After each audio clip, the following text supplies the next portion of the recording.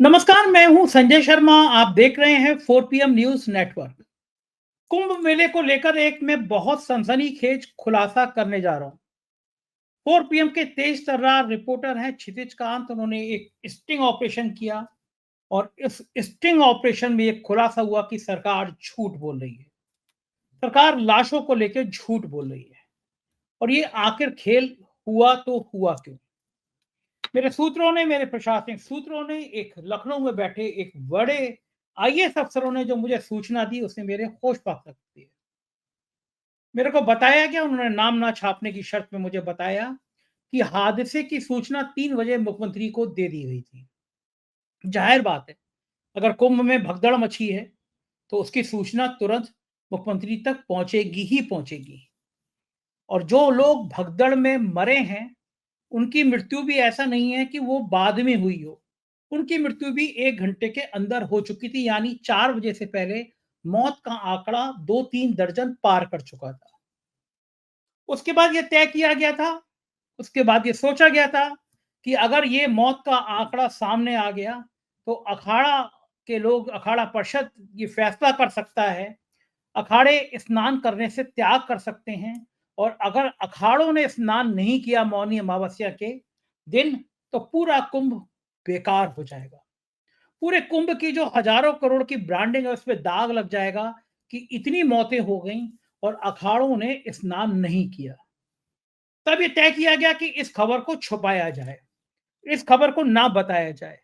सुबह उठते-उठते बड़े-बड़े संपादकों को फ़ोन किया गया। बड़े-बड़े संपादकों को बताया गया कि सरकार ने कितने सैकड़ों करोड़ के विज्ञापन आपको दिए हैं, आपके संस्थानों को दिए हैं करोड़ों रुपए के विज्ञापन। तो ध्यान रखिए कि दोपहर तक होते-होते किसी भी चैनल पे ये खबर नहीं चलना चाहिए कि कुंभ मेले में कोई मौत हुई है। ये सरकार का और इन गोदी मीडिया के चैनलों का एक घिनौना गठजोड़ था, जो कुंभ की हकीकत को छुपाना चाहते थे।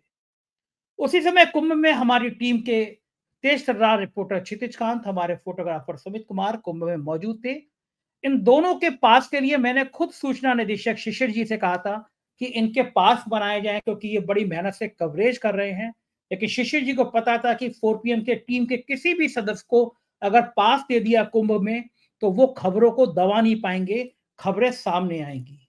लिहाजा गधे घोड़े टाइप के पत्रकार, जिनका पत्रकारिता से कोई वास्ता नहीं है, उनके पास जारी कर दिए गए, उनकी मौज कराने के इंतजाम जारी कर दिए गए। लेकिन 4 PM की टीम को कोई पास जारी नहीं किया गया, जिससे 4 PM की टीम अपने वाहनों से अंदर ना जा पाए। लेकिन मेरी टीम मजबूत है, मेरी टीम हौसलों के साथ मजबूत है। 4 PM ऐसे ही 1.25 साल से देश में नंबर 1 नहीं है। हमारी टीम जान हथेली पर रखकर काम करना जानती है। क्षितिज कांत ने भी यही काम किया। पूरी रात वो हादसे के समय मौजूद रहे और सुबह उन होते होते उन्होंने मुझे बताया कि सर, मरने वालों का आंकड़ा बहुत बढ़ चुका है। हम गोदी मीडिया के चैनल देख रहे थे, किसी चैनल पे कोई खबर नहीं चल रही थी, कहीं कोई मरने की खबर नहीं थी। हम बड़े व्यथित थे कि इतना बड़ा हादसा हो गया और इन चैनलों को शर्म नहीं आ रही है कि ये सरकार के सुर में सुर मिलाकर बोल रहे हैं, किसी हादसे की कोई खबर नहीं दिखा दे रहे। सुबह-सुबह मुख्यमंत्री का बयान आया, मैंने सुना, मुझे लगा कि अब मुख्यमंत्री बताएँगे कि कितने लोगों की मौत हो गई, लेकिन मेरे होश फाख्ता हो गए। मुख्यमंत्री ने बयान जारी किया और उन्होंने कहा कि घायलों का उपचार चल रहा है। मुख्यमंत्री के मुँह से एक शब्द भी नहीं निकला कि किसी व्यक्ति की मौत हुई है। उस समय तक मैं समझ नहीं पाया कि मुख्यमंत्री झूठ क्यों बोल रहे हैं। ऐसा नहीं है कि मुख्यमंत्री को पता नहीं हो कि कुंभ में इतने लोग मारे जा चुके हैं। तो मुख्यमंत्री उत्तर प्रदेश की सरकार से, खुद मुखिया हैं वो, तो प्रदेश की जनता से और देश से ऐसा झूठ क्यों बोल रहे हैं? सरकार मौत का आंकड़ा क्यों छुपाना चाह रही है? उधर परिजन परेशान थे। जिन लोगों के परिजन लापता हो गए थे, वो परेशान थे। उनको बताया गया, जाके लाशें पोस्टमार्टम हाउस में देख लो। और परिजन रोते बिलखते वहां पहुंच रहे थे, लाशों को मुंह से एक एक करके पर्दा हटा रहे थे। मैंने जब बात करी और मैंने देखा, मैंने क्षितिज कांत से कहा कि वहां पोस्टमार्टम हाउस पे पहुंचो और देखो क्या हाल है। मैं सिर्फ 1 मिनट की क्लिप दिखा रहा हूं आपको। आप देखिए क्षितिज कांत मुझसे बात करते करते लाशों को देखकर, परिजनों को देखकर कैसे बिलख बिलख के रो पड़े। ट्विटर पे लाखों लोग क्षितिज कांत के संग इसकी उनकी बहादुरी की दाद दे रहे हैं और बड़े भावुक हो गए हैं। जरा 1 डेढ़ 2 मिनट की ये क्लिप देखिए। सर ये घटना है, यहाँ पर मैं देख रहा हूँ जो तस्वीरें, मुझे जरूर रोना आ रहा है। लगभग रात से जो घटना घटित हुई है उसके बाद यहाँ पर जो लोग सर मौजूद हैं, ये जो घटना लगातार आप पीछे तक के देखेंगे, यहाँ पर सर एम्बुलेंसें हैं, तस्वीरें सर आप देख रहे हैं, तस्वीर देखेंगे। आपका नाम भाई क्या हुआ? सर अभी भी डिटेल नहीं बताया, डिटेल नहीं बता रहे, 1.5 घंटा तक प्रशासन वहाँ चुप नहीं हुआ।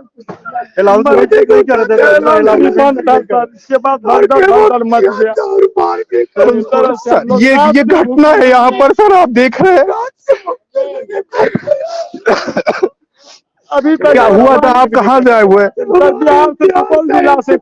आप भी बिहार से? सुपौल जिला से, एक ही दोनों भाई, सुपौल जिला से। कितने लोग आए थे आप लोग? 20 लोग का टीम थे सर हम लोग। उसमें अभी तक 10 लोग नहीं पता है कौन कहाँ गया। मेरा जीत वो यहाँ आया तो हम लोग यहाँ चले आए। सर सबसे बड़ी बात है डिटेल एक भी नहीं बता रहे कहाँ और बॉडी रखी गई है। ये तब का वाकया है जब मैंने 10 बजे देखा कि कोई चैनल नहीं दिखा रहा, तो मैं 10 बजे लाइव करने बैठा।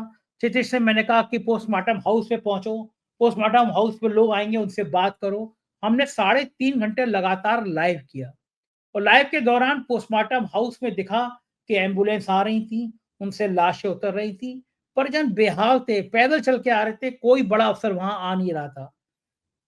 दोपहर के बाद शाम होते होते प्रधानमंत्री कार्यालय ने ट्वीट कर दी और कहा कि जो मरे हैं उनको श्रद्धांजलि, हताहत लोगों को श्रद्धांजलि। ऐसे ही बयान गृह मंत्री का आ गया।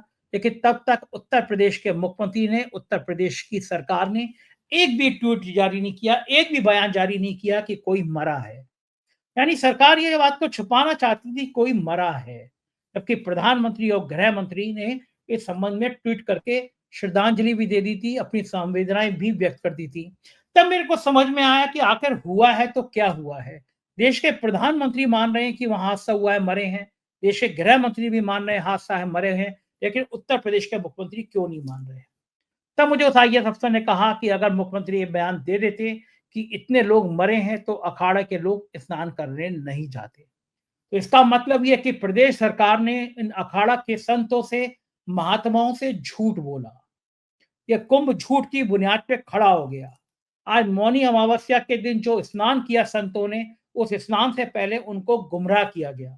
मेरे लिए दुख की बात यह है कि मुख्यमंत्री खुद योगी भी हैं, संत भी हैं, गेरुए वस्त्र धारण करते हैं। अगर ये बात वो अखाड़ा परिषद के लोगों को बताते कि एक हादसा हो गया है, इतने लोग मरे हैं, तो शायद संत समुदाय के प्रति उनकी ईमानदारी जाहिर होती। ये कहा जाता कि एक गेरुए वस्त्र पहने व्यक्ति ने सच बोला, लेकिन इस तरह लाशों को छुपाया गया, अखाड़ों को स्नान करा दिया गया और 17 घंटे के बाद मेला अधिकारी ने स्वीकार किया एक प्रेस कॉन्फ्रेंस की 30 लोगों की मौत हुई है। मैं बड़ा हैरान था कि ये वही मेला अधिकारी हैं जो 6 साल पहले कुंभ में मेला अधिकारी थे, जिन पर विजय किरण आनंद, जिन पर कैग की रिपोर्ट में करोड़ों रुपए के घोटाले का आरोप लगा था जिस कुंभ में, उसी के मेला अधिकारी को फिर मेला अधिकारी बनाया गया और भ्रष्टाचार की यह गंगा सामने है। जब रिपोर्ट आई 30 की तो मुझे फिर यकीन नहीं हुआ। क्षितिज कांत से मैंने कहा कि सत्यता क्या है मालूम करो, और जो सत्यता, जो बाची क्षितिज कांत ने मालूम करी, वो आज के होश उड़ा देंगे। क्षितिज कांत ने एक स्टिंग ऑपरेशन किया और उस स्टिंग ऑपरेशन में दिखाया गया कि जहां लाशें पड़ी हैं उसमें एक लाश के ऊपर 58 नंबर लिखा है, लाश 43 नंबर, लाश 55 नंबर, लाश 58 नंबर। यानी क्षितिज के कैमरे ने 58 भी लाश जिसके ऊपर 58वां नंबर रखा था वो कैप्चर किया। ऐसा नहीं हो सकता कि किसी एक डेड बॉडी पे 1 नंबर लिख दो, किसी पे 10 रख दो। जाहिर है क्रम संख्या 1 2 3 4 5 10 15 20 25 30 45 48 49 50 51 52 53 54 55 56 57 58, यहाँ तक की तो लाशों का ब्यौरा क्षितिज कांत के कैमरे में, तो एक स्टिंग ऑपरेशन से किया क्षितिज कांत ने, वो मौजूद है। इसका मतलब कि जितनी लाशें बताई गई 30 लोगों के मरने की, उसके संग एक लाइन जोड़ी गई कि कुछ घायलों को परिजन अपने घर ले गए हैं। यानी कि अगर बाद में ये मौतों का आंकड़ा बढ़े तो सरकार प्रशासन कह दे कि ये लोग अपने घर ले गए थे, बाद में पता चला इनकी मौत हो गई है। इस तरह झूठ के आधार पर ये कुंभ क्यों खड़ा है? मैं सीधे क्षितिज कांत के पास ले चलता हूँ। उनकी बहादुरी को सलाम करिए आप लोग भी, कि एक बहादुर पत्रकार जिस समय देश की सारी गोदी मीडिया चैनल सरकार के चांदी के जूते के चक्कर में शरणों में लौटी हुई है, सरकार के झूठ बोल रही है, उस समय एक 4 पीएम का एक बहादुर पत्रकार पूरी रात जगा हुआ है, 1 बजे से वो जगा हुआ है और आज 24 घंटे के लगभग हो गए हैं, बिना खाए-पिए सोए, आँखों से नींद गायब है और यहाँ क्षितिज कांत इस समय भी पोस्टमार्टम हाउस के बाहर खड़े हैं। पहले मैं आपको वो वीडियो दिखाता हूँ, जो क्षितिज कांत के स्टिंग कैमरे ने कैद किया है, जिसमें लाश संख्या 58 जो गोले में दिख रही है आपको, वो देखिए और फिर आके क्षितिज से बात करता हूँ। देखिए ज़रा वो वीडियो, आपका दिल दहल जाएगा। मैं ये वीडियो दिखाना नहीं चाहता, ये तस्वीरें आपको विचलित कर सकती हैं, लेकिन हकीकत में ये बहुत बड़ी खबर है, जो आपको जानना चाहिए, क्योंकि आपको जानना चाहिए कि आपके भाग्य विधाता क्या कर रहे हैं। देखिए ये वीडियो।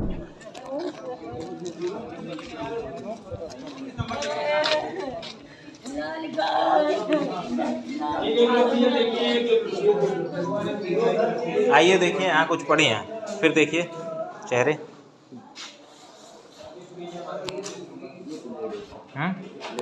देख लीजिए आप, मिलाइए।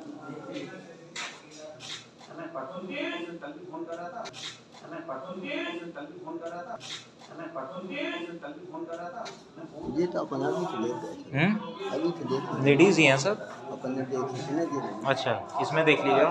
तुमको आज पता है ना 29 नंबर निकल गई है सर, 29 नहीं है, देखिए 29 नंबर निकल गई है सर, अच्छा गई है सर, अच्छा गई है सर, अच्छा गई है सर, 55 29 ना सर, 28 चली, 29 चली गई है, 29 चली गई है, 29 नंबर कैसे पता देखो बॉडी 29 नंबर अरे उस पे लिखा है ना, वो पर्चा लिख लिया है ना उस पे, ये लेडीज के पास है, ये इसमें ये जेंट्स है कि लेडीज? अच्छा, ठीक ठीक ठीक, लेडीज ही हैं।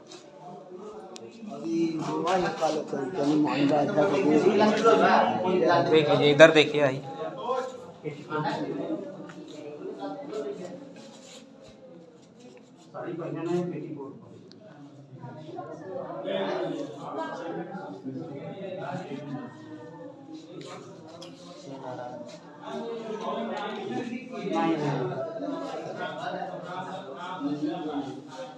ये महिला है? अच्छा,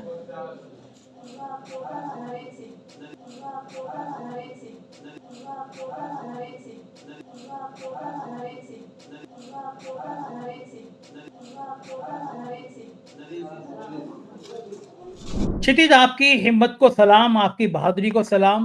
और मैं बहुत डर रहा था, तुम पूरी रात वहाँ पे खड़े हुए थे और जब मैंने सुबह फ़ोन किया भगदड़ के बाद, रात के 3 बजे तक मैं तुमसे बात करता रहा और सुबह 7 बजे के आस-पास मैं उठा।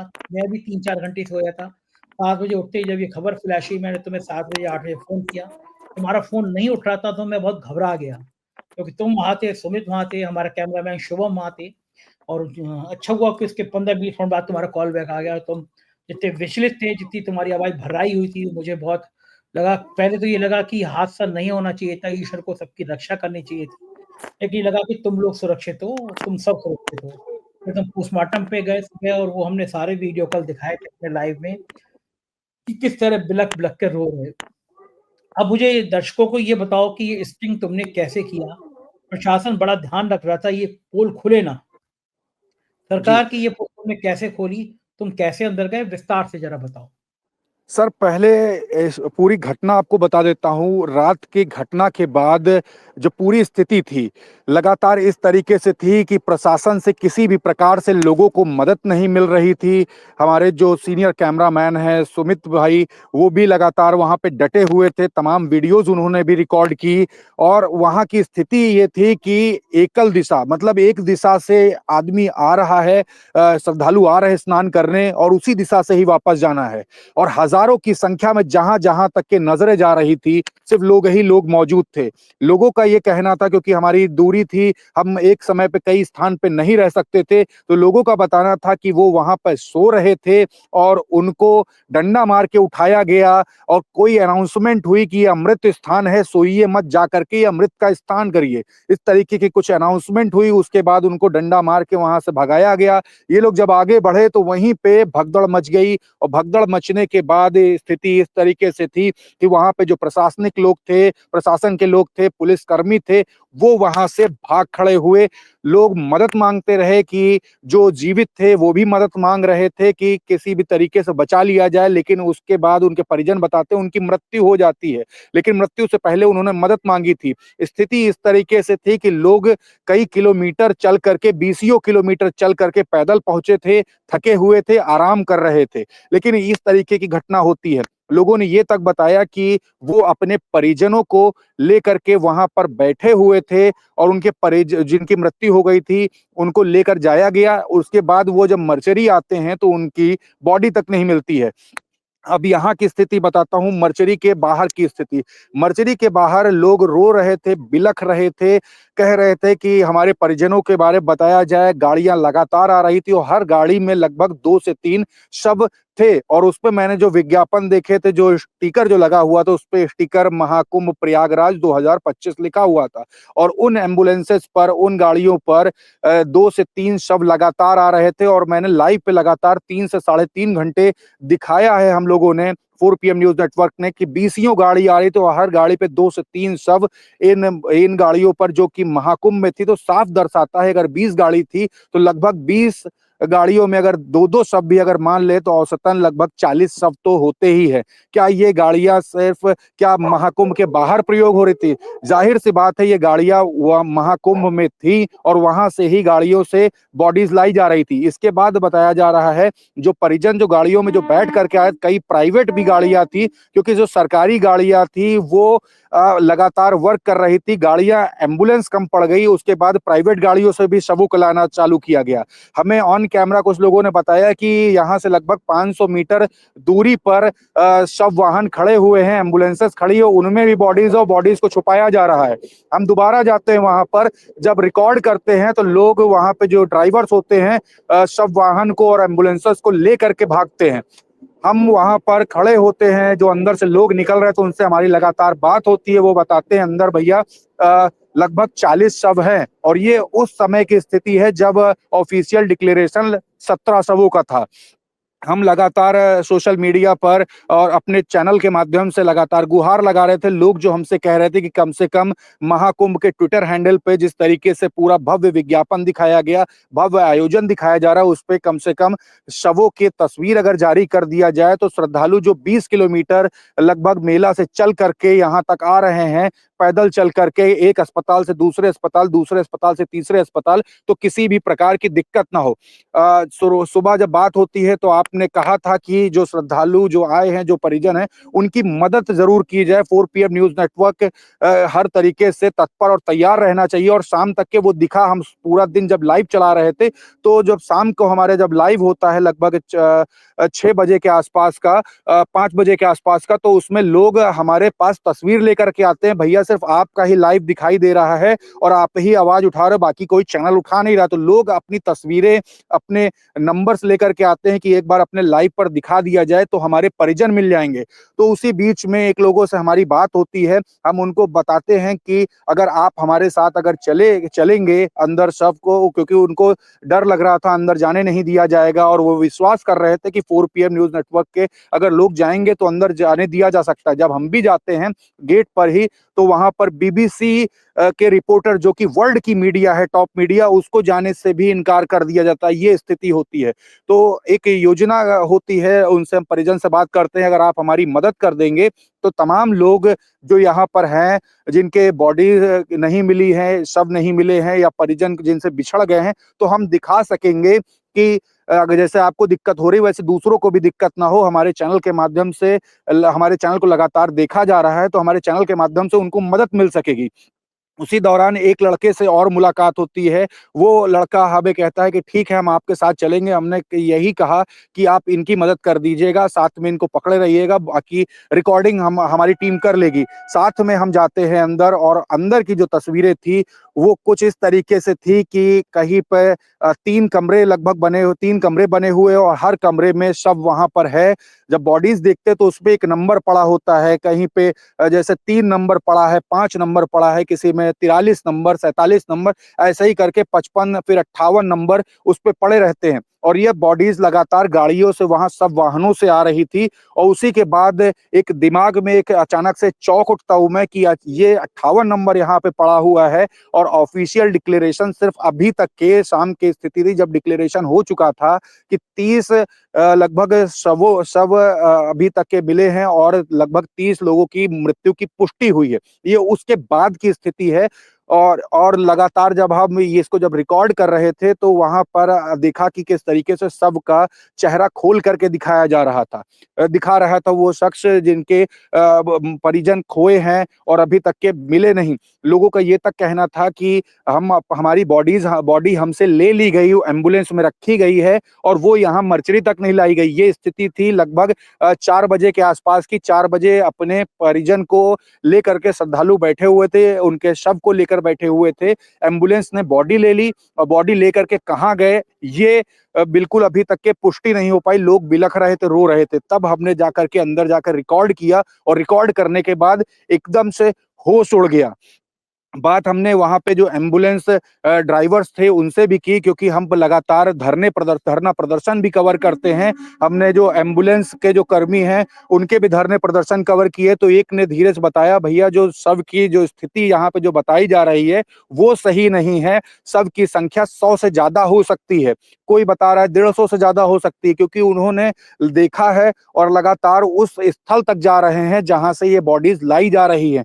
तो ये सब चीजें होश उड़ाने वाली थी। ऑफ द रिकॉर्ड तमाम सारी चीजें बताई गई। अफवाह यहाँ तक फैली हुई है यहाँ पर कि बॉडी अरैल घाट पर अभी भी है। इस समय रात्रि काफी रात हो चुकी है, और इस समय बताया जा रहा अरैल घाट पर बॉडी है। और इस तरीके से भी अफवाहें फैली हुई है कि सेक्टर 20 में बॉडीज रखी हुई है, सेक्टर 2 में बॉडीज रखी। इस तरीके से अफवाह यहाँ पर फैली हुई है। लोगों के बीच में लोग जाते हैं वहां तक के, और वहां पे शव नहीं मिलते। स्थिति इस तरीके की है। और यहाँ पे बताया जा रहा है कि कुछ 3 से 4 अस्पताल हैं जहां पर शव अभी भी हैं, परिजन हैं जो घायल हुए थे। इस तरीके की स्थिति है, और लोगों को किसी भी प्रकार की कोई भी मदद नहीं की जा रही। एक अस्पताल से दूसरे अस्पताल, दूसरे अस्पताल से तीसरे अस्पताल पैदल चलना पड़ रहा है। प्रशासन किसी भी प्रकार की कोई भी मदद नहीं। और ये जब वीडियो जब रिकॉर्ड जब हो जाती है, तो जब हम लेकर के आते तो कहीं ना कहीं तसल्ली होती है कि हम लोगों को बता पाएंगे कि इतने लोग ये जो लोगों को ढूंढ नहीं पा रहे या कहीं पर भी हैं, तो हमारे चैनल के माध्यम से उनको ये पता चल सकेगा कहीं इनमें ही तो उनके वो परिजन नहीं जिनको वो ढूंढ रहे हैं अलग अलग स्थानों पर। क्योंकि हमारा चैनल पूरे देश भर में इस समय देखा जा रहा है, और लोग हमारे पास चल कर खुद से आ रहे हैं। जी सर। क्षिति, आपने किसी व्यक्ति से जिसकी वो परिजन गायब थे, आपने ये जी कहा कि भाई अंदर जाओ और पर्चा मत कराना, आप भी उन्हीं के रिश्तेदार बन के अंदर चले गए। जी जी तो बिल्कुल ये सर, जो रिश्तेदार बनकर जाना पड़ा। आप उनके रिश्तेदार बन के चले गए, आपने पर्चा नहीं दिया तो आप अंदर चले गए, क्योंकि जी रिश्तेदारों को चेहरा दिखाए जा रहे थे।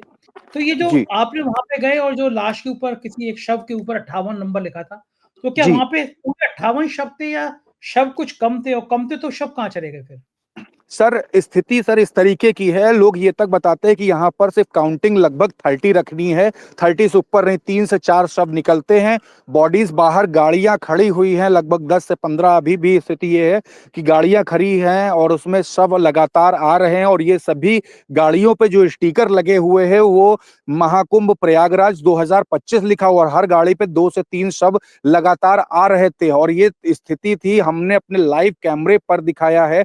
4PM न्यूज नेटवर्क पूरा दिन लाइव कर रहा था, और पूरे दिन हमने ये तस्वीरें दिखाई हैं। लगातार एम्बुलेंसेज आ रही थी, एम्बुलेंसेज में बॉडीज थी, और इस तरीके की स्थिति लगातार बनी हुई थी। वहां पर इस तरीके के माहौल बनाया गया है कि कुछ बॉडीज दे दी जाती हैं, जो परिजन जैसे पहचान लेते हैं उनको बॉडीज दे दी जाती हैं, और उनको तुरंत बिना किसी से बात किए हुए भगा दिया जाता है। हमने ऑन कैमरा बात करने की, एक परिजन से बात करने की कोशिश की थी। हम बात कर रहे थे तो हमें धक्का दिया गया वहां पर। प्रशासन प्रशासन द्वारा धक्का दे करके भगाया जा रहा था और दरवाजा भी बंद करने की कोशिश की जा रही कि किसी भी तरीके से 4 PM न्यूज नेटवर्क या कोई भी मीडिया चैनल जो बात करना चाहता परिजन से बात ना करने दिया जाए और डायरेक्ट बॉडीज वहां से हटाई जा रही हैं और काउंट लगभग 30 ही रखने का प्रयास है वहां पर। ओके, इसका मतलब यह है कि अगर लाशें 58 है, 60 है, जो भी हैं, तो 30 हटा दो, अंदर 30 ही लाश दिखनी चाहिए, क्योंकि सरकार ने 30 कहा है, प्रशासन ने 30 कहा है, तो अंदर 30 ही डेड बॉडी दिखनी चाहिए, यही बात है। जी बिल्कुल इसी तरीके की स्थिति है। वहां पर जब लोगों से बात होती है ऑफ द रिकॉर्ड यही बताते हैं कि 30 के आसपास ही बॉडी रखी जा रही, क्योंकि जब बॉडीज जब निकल जाती हैं 3 से 4 5 परिजन जब ले जाते हैं तो फिर भी 30 काउंट हो जाता है, बॉडीज ला करके सिर्फ उतनी ही रखी जा रही है। हम एम्बुलेंस के ड्राइवर से भी ऑफ कैमरा पर बात कर रहे थे तो उनका कहना था हमारी गाड़ी में भैया 4 बॉडीज हैं, बॉडी रखने की जो प्लेस थी वो सिर्फ 2 स्ट्रेचर थे, बॉडी के ऊपर बॉडी रखी हुई थी और सबसे अब धीरे धीरे दुर्गंध आने लगी है। वो नाराजगी भी व्यक्त कर रहे थे कि जल्दी से हमारी गाड़ी से शव हटाओ क्योंकि हमारी गाड़ी में दुर्गंध आने लगी है, हमें रात इसी लाश गाड़ी में गुजारनी है। और स्थिति सर आपको ये बता दूं, जो शवगृह था हमने लाइव कैमरे पर दिखाया है, शवगृह सिर्फ शव रखने की प्लेस है। यहाँ पर बड़े दावे किए गए कि रैन बसेरे की व्यवस्था है, टेंट की व्यवस्था है, लोग शवगृह में आराम रेस्ट करने को मजबूर थे, जिनके परिजनों को लोगों ने खोया शवगृह में लेटे हुए मैंने देखा है। तो ये स्थिति है, यहाँ पर किसी भी प्रकार की कोई सुविधा लोगों को नहीं मिल रही है। जी सर। देखो ठीक है, क्षितिज, अपना ध्यान रखना, सतर्क रहना, सुरक्षित रहना और लोगों की मदद करते रहना। तुमने आज बहुत सराहनीय काम किया है, कम से कम सच जनता के सामने लाना चाहिए। चलो क्षितिज, आराम करो, ध्यान रखना अपना, शुक्रिया। ये थे क्षितिज कांत, हमारे रिपोर्टर। इन्होंने जब डेड बॉडी अंदर ज्यादा, चूंकि सुबह से पोस्टमार्टम हाउस पे थे, एक व्यक्ति से जिसका परिजन खो गए थे उससे कहा कि हम यही कहना कि हम भी तुम्हारे परिजन है, अंदर चल के देखते हैं। तो उस व्यक्ति के संग अंदर गए और आपने रिकॉर्ड में देखा कि 58 डेड बॉडी नंबर 58 में हमने आपको 4 PM ने आपको दिखाई। पूरे देश में अभी तक ये आंकड़ा, ये वीडियो किसी के पास नहीं, ना कोई 58 कहने की हिम्मत कर रहा है, क्योंकि डर है तो सरकार, डर है कि अगर बोलेंगे तो सरकार कुछ भी एक्शन ले सकती है।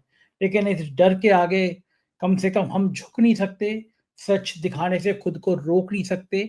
और मेरी समझ में नहीं आता, हादसा कोई जानबूझ के नहीं कराया है सरकार ने, हादसा हुआ है। सरकार को नैतिक जिम्मेदारी लेनी चाहिए, अफसरों को दंडित करना चाहिए। इस तरह लाशें छुपा के, इस तरह लाशों की संख्या छुपा के करने से फायदा क्या होगा। दुखी हूं मैं, व्यथित हूं मैं, उन सभी जो दिवंगत है उनकी आत्मा को श्रद्धांजलि, आत्मा को शांति प्रदान कर ये कामना करता हूं, उनको श्रद्धांजलि देता हूं।